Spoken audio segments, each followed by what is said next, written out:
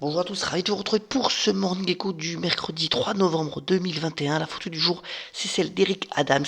C'est le nouveau maire de New York. C'est le deuxième afro-américain de l'histoire de Big Apple. Il devra être confronté à de forts défis, comme donc la résolution de la pandémie et aussi la violence qui remonte dans la ville américaine. Tout ceci dans un contexte où les bourses américaines ont été euphoriques hier. Nouveau record pour le Dow Jones à plus de 36 000 points.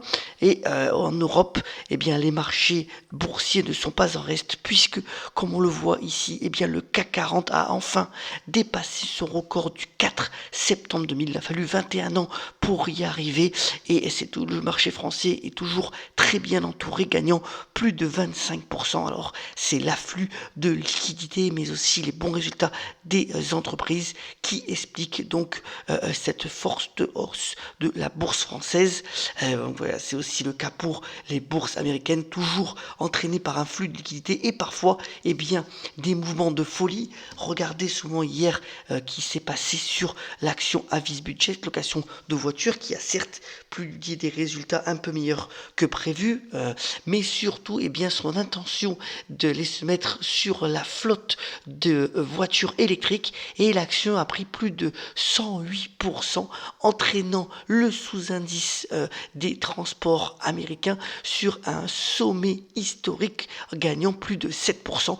On est vraiment dans ce qu'on appelle donc des flux de capitaux qui rentrent et qui permettent aux actions de connaître des cours vertigineux. On verra si aujourd'hui, avec le grand événement attendu, c'est en effet la réunion de la Fed, eh bien, ça va calmer un peu les ardeurs des investisseurs puisque la Fed doit annoncer une réduction de ses achats quantitatifs d'obligations pour soutenir l'économie. Alors, ce qui est attendu, un rachat, une diminution des rachats progressifs. Ça doit se faire sur les 7 ou 8 prochains mois avant de possibles hausses des taux, mais qui auront lieu plutôt en 2023. En tous les cas, donc, cette réunion et surtout la conférence de presse de son président Jérôme Powell est attendue avec beaucoup donc d'intérêt à partir de ce soir 19h, puisque je vous rappelle, les États-Unis donc commencent leur marché boursier à 14h30 puisqu'ils n'ont pas encore changé d'heure. Alors, c'est mercredi, comme d'habitude, il y a le nouveau focus. Alors, le plus intéressant, c'est donc Netflix qui rentre sur le segment des jeux vidéo. Vous savez que Netflix, c'est aujourd'hui 213 millions d'abonnés à travers le monde. Ils avaient racheté donc un studio d'animation Night School en septembre dernier. Et bien voilà, ils commencent alors à sortir des jeux vidéo sur la plateforme. Pour le moment, ils sont gratuits et disponibles sous Android avant d'aller aussi sur iOS. C'est-à-dire que c'est donc disponible sur les mobiles et sur les tablettes. Alors, trois objectifs donc pour Netflix. D'abord, eh bien, essayer de grappiller par rapport à d'autres acteurs du jeu vidéo comme Roblox du temps, le temps qui est disponible sur l'écran. Le deuxième objectif, c'est de toujours fidéliser donc les abonnés, puisqu'il y a une forte concurrence des autres plateformes de streaming comme Disney+ ou HBO. Et enfin, le troisième objectif, c'est de vraiment mettre en avant les marques des nouvelles séries que Netflix propose, comme par exemple Stranger Things.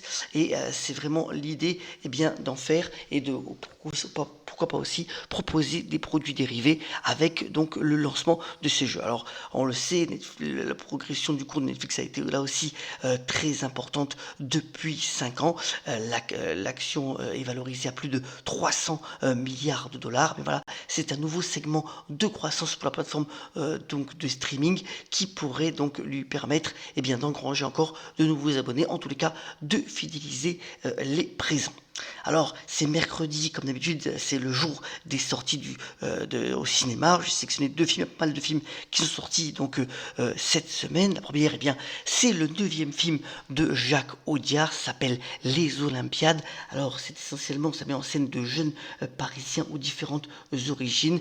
Selon l'avis des critiques, c'est un film ludique et émouvant, avec vraiment de belles scènes de corps et de sentiments. Et puis, le film dont tout le monde parle, c'est Si ont chanté. Donc c'est une comédie musicale épatante et qui rend heureux dès qu'on le voit. C'est encore l'avis des critiques avec l'excellent Clovis Cornillac qui est en tête d'affiche. Beaucoup de chansons et vraiment ça permet de donner beaucoup d'espoir aux ceux qui sont un peu laissés pour compte. Voilà un beau film, belle comédie qui sort donc sur les écrans aujourd'hui. Terminons ce Morning Call en vous souhaitant une bonne journée et par la citation du jour, elle nous vient bien du philosophe et homme politique André Malraux qui est né donc un 3 novembre et qui a notamment déclaré: les idées ne sont pas faites pour être pensées mais pour être vécues. Excellente journée à tous et on se retrouve très prochainement pour un nouveau Morning Echo. À très bientôt.